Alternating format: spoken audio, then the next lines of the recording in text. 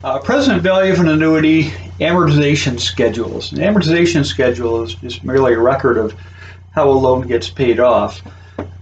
We can return to our previous section. Let's suppose we have a loan for $20,000 and we're making payments of $442.69 and we're going to do it for 48 months.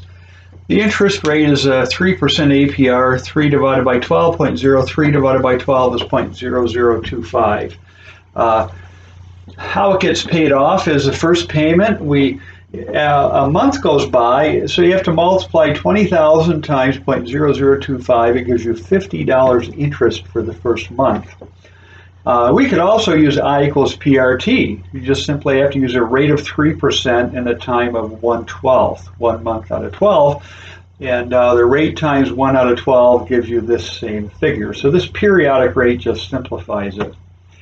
We have a payment. Now it turns out, as far as figuring out the ending principal, one way to look at it is this is plus, this is plus, this is minus. Okay, payment's minus because it subtracts from your account, it pays it down. The beginning principal, of course, is a positive balance. The interest adds to your debt. The payment subtracts from your debt. So we do 20,000 plus 50 minus 442.69. We have an ending principal of 19,617.31. So if at the end of 1 month you make a payment, go down to the bank, theoretically you want to pay the loan off, they'd ask you for 19,617.31. There might be some extra money added in, a fee or whatever. That number we carry down here, that's the beginning principal of the second month, times 0.0025, $49.01, same payment. Now notice what happens if you make an extra payment, it gets subtracted directly from the principal. If you tell the bank, if you send them an extra payment without telling them, by law, they actually have to put that into an escrow account for a possible future payment. You don't get credit for paying down the principal early. So you explicitly tell them, apply to principal. 19,617.31, add the interest, subtract the payment, 19,213.63. That would carry down to month 3.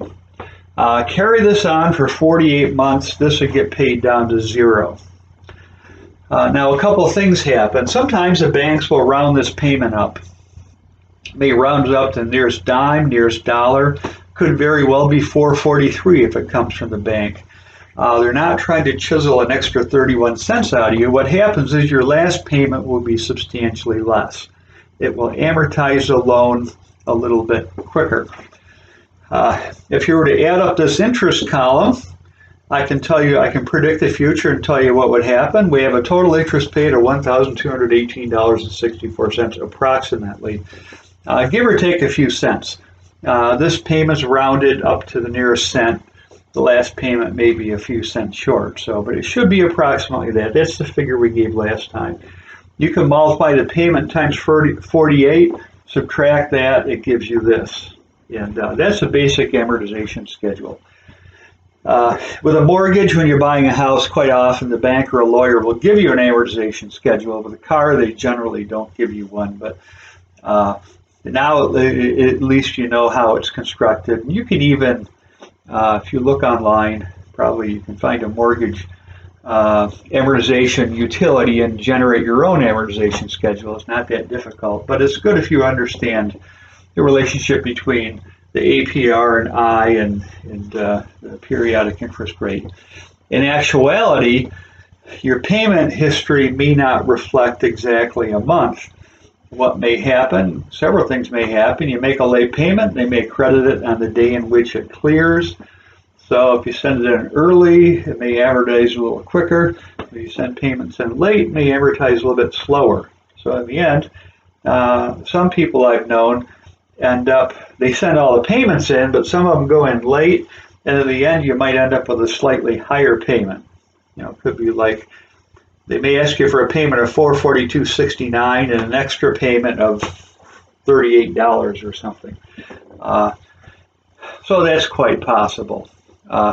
Also, the bank, the computer will generally, instead of charging you a month's interest, they probably will use I equals PRT. and the interest gets charged for how many days the balance is outstanding, using an exact number of days divided by 365. The computer does that. It's very easy for the computer to do that. So that's all for present value of an annuity. Again, this is the present value. That's A, that's R. Good to be able to identify the variables.